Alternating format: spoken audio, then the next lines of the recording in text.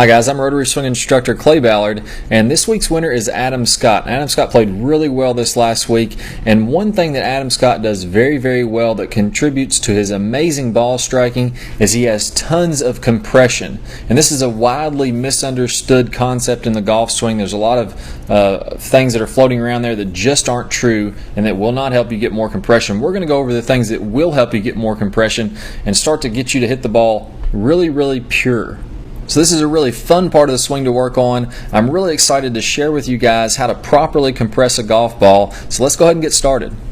Alright, so let's take a look at Adam Scott's swing here. From the best I can tell, this is probably maybe a pitching wedge or a 9-iron.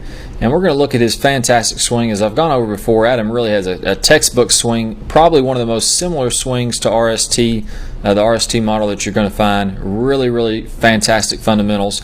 Let's focus in on just on impact and how you can create compression. So one thing you're going to notice here is at impact, his left leg here, his body is stacked up over his left leg. He's got a great stack position where his left ankle, his left hip socket, and his left shoulder are all stacked on top of each other. That's a great position to be in so that you can really get a lot of compression. You're also going to notice he's got some forward shaft lean here, and then he's going to be hitting down and through this ball. One thing I do want you to notice is that as he hits this golf shot, there's not a huge divot. So we can see here this little roughed up area. There's probably about a dollar bill size roughed up section in front of this ball, but he's not kicking up a huge divot here. He's roughing up the ground, but he's not taking a divot that you could bury a squirrel in. It's not that big. We're going to go over how you can do this, how that's going to create a lot of compression, and how you can start to hit the ball better and better once you just understand what we should be trying to do. Alright, so when we're talking about compression, there's really only two different angles that we need to know. The first is the angle of attack. That's the angle that we're coming down into the ball with the club at impact. And the second is loft. And I'm going to talk about the relationship between these two and how you can optimize this to get the most compression. So in the first example I'm going to give here, I'm going to have a fairly poorly compressed shot. So let's imagine I'm going to hit my pitching wedge here.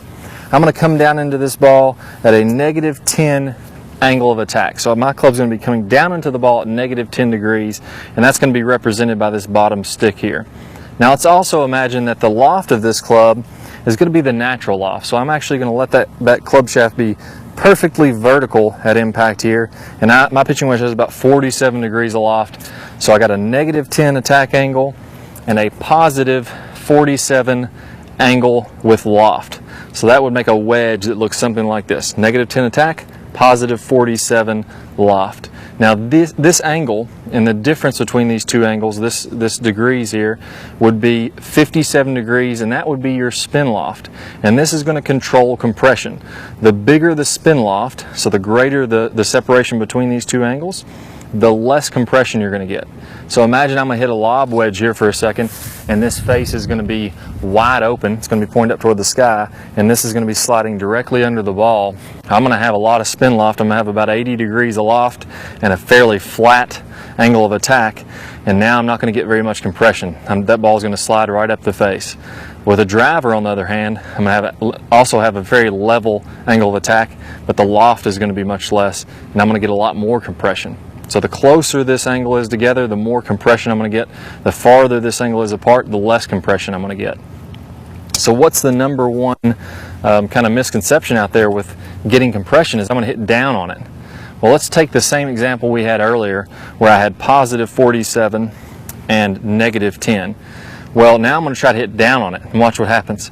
Well, I'm moving this entire wedge down. Now I'm going to take -15 angle of attack, and this is going to drop it down to 42 loft. So the whole thing's moving down, but this angle isn't getting any closer together. So I'm not getting any more compression. So the farther I hit down, yeah, I can go farther and farther and farther. The ball is going to go lower, but it's not any more compressed. So what we need to do, and what the professional golfers do, is they have a fairly shallow angle of attack, and then they de-loft the club.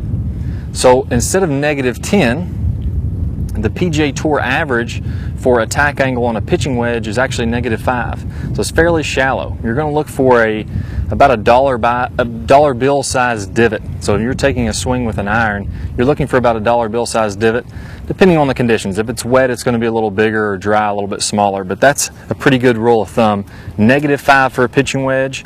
When we go to a driver, it's only going to be -1. So all of the clubs are going to be fairly shallow and gradually get shallower and shallower the longer the club. So now we're -5, and now we're going to de-loft this club by getting some more forward shaft lean. So here, instead of having this club vertical and our shaft straight up and down at impact, now we're going to get a little bit more forward shaft lean, and with the pitching wedge it can be quite a bit.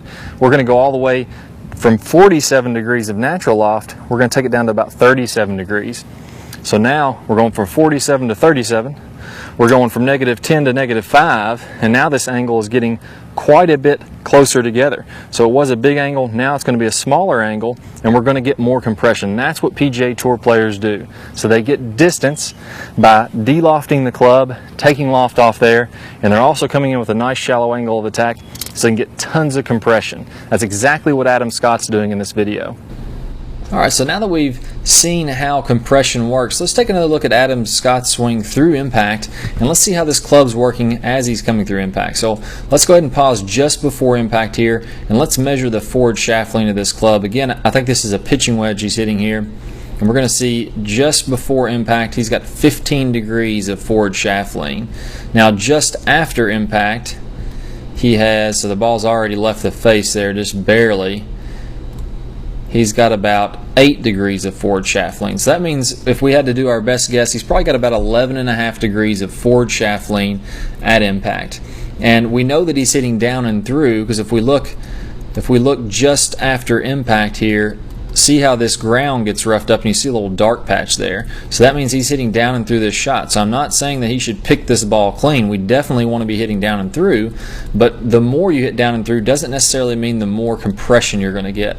So here he's hitting down and through, probably pretty close to 4 or 5 degrees negative angle of attack, just like we want to see with an average pitching wedge and the PGA Tour average. And he has about 11 or 11.5 degrees of forward shaft lean impact, so he's getting tons of compression. He's pretty much maximizing his compression on this shot, and that's something that you guys can do too once you learn how to make the proper movements. So if you're joining us on YouTube, I want you to take this opportunity to click the link in the bottom right hand side of your screen. That's going to take you to the 5 minutes to the perfect release, where we show you how to de-loft that club head, come in with a nice shallow angle of attack, and start compressing that golf ball just like Adam Scott. And the best part, it's absolutely free. So go ahead and click this link, sign up for your free membership, and we'll see you soon.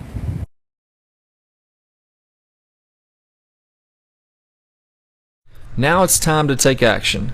Don't let another year pass and still be frustrated with your golf game. This is your year to beat all of your friends. Go to the description below and click the link to sign up for your free membership. It will never cost you a dime, and you'll receive over 2.5 hours of detailed, eye-opening video lessons. Plus, you will be able to see the remainder of this video, only available if you click the link on this particular video. Be the first of your friends to join our 40,000 plus free members. We look forward to having you on our team.